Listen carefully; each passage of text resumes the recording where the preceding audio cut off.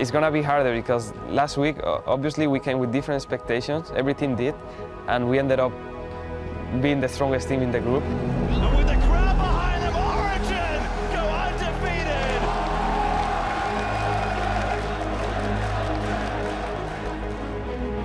I feel like this week can be a lot different. Teams have prepared more for today. I don't think any of the teams gave up. I think all the teams are gonna try their hardest because anyone can make it. They're gonna come in super prepared, and it's a big worry, so saying we wanna go 6-0 wouldn't be realistic. We will be really happy if we got to win 2 games because that means we got first. And that will just mean we proved that we actually deserve to be going through group stage, that it wasn't just luck.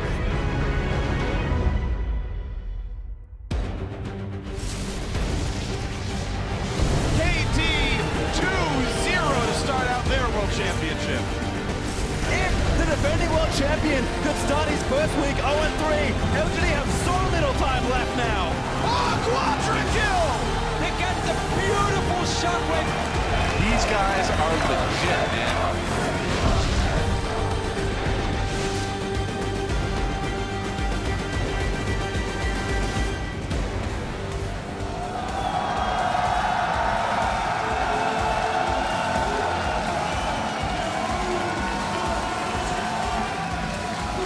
Bonjour and welcome back to our continuing coverage of the 2015 World Championship. Today we will follow Group D as they battle it out in their final day of round-robin matches to see which teams will advance to the quarterfinals in London. The crowd is plenty hyped and amazing in Niels. They're headed to the stage, ready to do battle in our first game of the day. So as will he finally get his hands on that gangplank today? Only time will tell. Of course, TSM making their final adjustments, and Les Boy looking stone cold. Hello, everyone. I'm still James Dash Patterson, and once again, I surrounded myself with some of the premier regional experts to help break down the action. To my left, coach for Europe's Rocket, Jacob Yamato Cannon Mebdi, LPL commentator Jake Spawn Tiberi, and the NALCS's own Aiden Zyrene Moon. Good morning, gentlemen. Good morning. You're looking quite relaxed, my friend.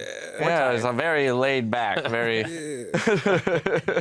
still waking up, maybe. Oh, conserving for the many exciting games that we're going to be having today. Now, yesterday we saw 2 more teams advance to the next round of Worlds, SK Telecom and Edward Gaming. While SKT showed why they were the favorites in this tournament, China's EDG was much less convincing. Yeah, SKT looked amazing. Like, let's just get it out of the way.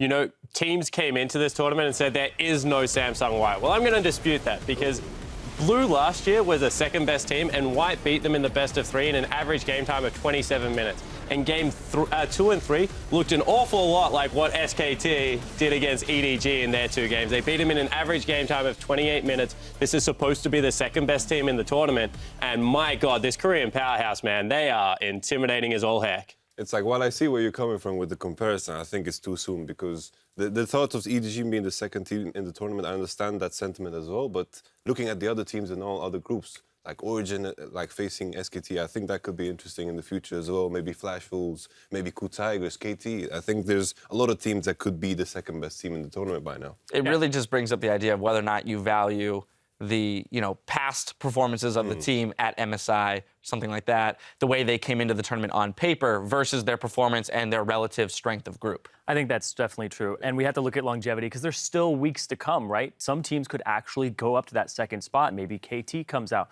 Maybe LGD gets it together. We'll have to see this week. But we'll talk a little bit more about EDG here. They had some problems in the early game. They look like the second best team, like you said, but there's definite problems with the lane swap that they are just not used to yet. The European lane swap with the fast push, they're trying to avoid that, and they're putting Band-Aid problem. They're Band-Aiding the problem.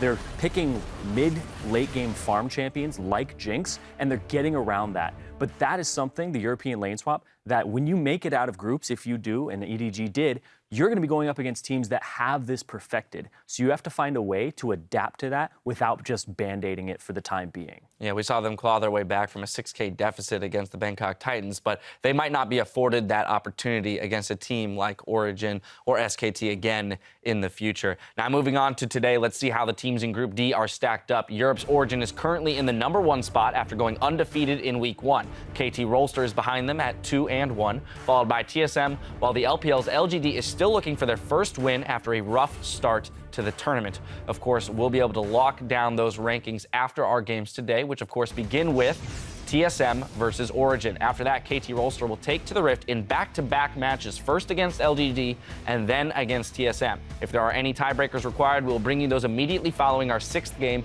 LGD versus TSM. Gentlemen, let's start with Origin because they surprised everybody. We heard XPeke talk about it. They surprised themselves with their 3-0 start. Yeah, I think Origin is a team that coming in from a pool 3 definitely overperformed. But the thing is that this is their level. Because what happened is XPeke came into his own. He's now one of the best performing mid laners at the tournament, and he has really high kill participation. He's becoming a part of these fights. He's no longer a liability, and their draft has been amazing.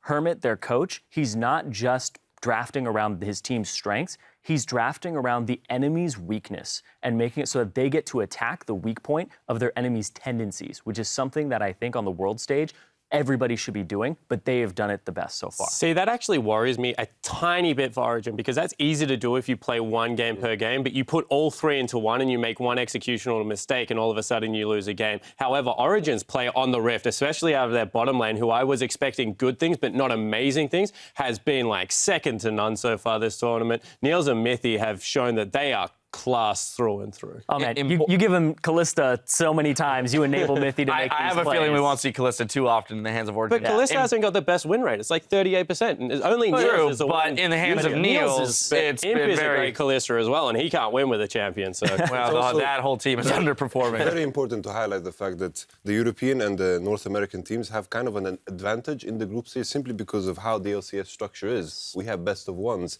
and I think that is something to consider simply because when we come into the quarterfinals, I think Origin should have if they manage to have these strong strategies for the entire best of 5, I'll be super impressed, but it's harder to do than just best of ones. Important to note that they only need to win their game against TSM. TSM specifically, first game of the day, in order to guarantee that they do advance to the quarterfinals. Want to move ahead now to KT, sitting at 2-1. This is a team that can fight for either the 1 or 2 seed here and looked exceptionally impressive even with that loss that they incurred in week 1. Yeah, this is a team that just has a really solid top laner, and then the rest of the map supports him very well. So I was impressed by KT's performance. I think Someday is an absolute monster up there, and they've got a really great support staff. What I wasn't impressed by was how Origin beat them around the map, and I thought that was a telltale game to show that KT still has a way to grow. Are they an impressive team? Sure. Can they take a game off Origin, hit back, and prove that they can play that macro strategy impeccably? That's what I'm looking for today out of KT. Yeah, because KT, they lost the game while down in kills, or up in kills. I think it was 12-11 with KT having the 12. So they lost the game up in kills, but KT, they kind of suck at taking early towers. They haven't gotten a tower before their enemy in all 3 of their games, and they're lacking that macro strategy because they're all about the fight.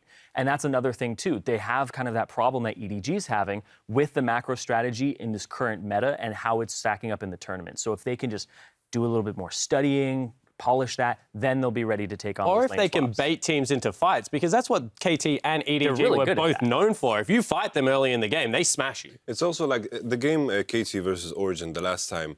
They had the game in their hands simply because they should have just sent Someday into the bot lane instead of the Coke. But what kind of is in my memory is the fact that Someday kind of crushed Soaz. He was ahead. And He had no deaths. Yeah. They could have pushed that because Someday is kind of known for that split push, just doing it flawlessly. I'm surprised they didn't push that, but also something that is important to highlight, in the next time they face, KT have the red side. I think red side has been so important for Soaz because he has this deep champion pool where he's able to counterpick almost anything that is played on top lane. Now let's quickly hit LGD, the team that surprised us in the wrong way by not doing so fantastically, starting 0-3.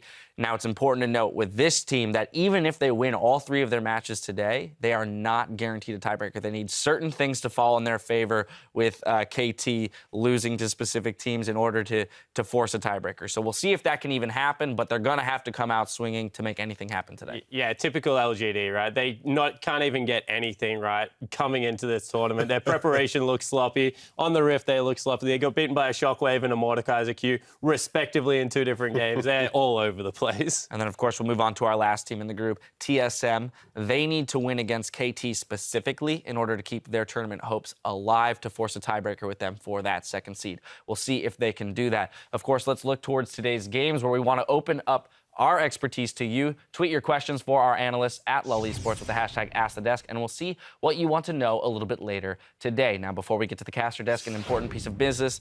As always, TSM versus Origin. Who are you guys picking to win this game? Yamato, we're going to start with you. I have to say Origin, simply because the only win TSM has managed to grab is against a weak LGD with Mordekaiser. It's very easy to push that early game and the mid game with the Mordekaiser. In the other games, when they haven't had the Mordekaiser, they've just looked pretty like stalemate. Fair enough. Moving on. If you are an LGD fan, barrack for TSM all day. That is all I'm going to say. But this game, Origin will come out quite handily. I think they're a much better lineup. And finally, I'm going to have to go with the rest of the desk here and go with Origen because I don't see how TSM really realistically wins this. They have the late game, right? But Origin last time drafted late game and said, we're just going to beat you in that late game. So they went after that weakness there. So I feel like Origin, they have more avenues in, and TSM just has to play a better game. Dyrus needs to step up. He's one of the worst performing top laners at the tournament right now, and Bjergsen needs to be utilized on the map because he's one of the best performing mid laners at this tournament statistics-wise. well, today's the day for Dyrus to do it. However, if week one performances are indicative of anything, Origin's going to run away with this game. TSM have had their time to make their adjustments. We'll see if they've done it. The teams are gearing up on stage, so let's check in with our casters for a preview of our first match. On the way, Dyrus says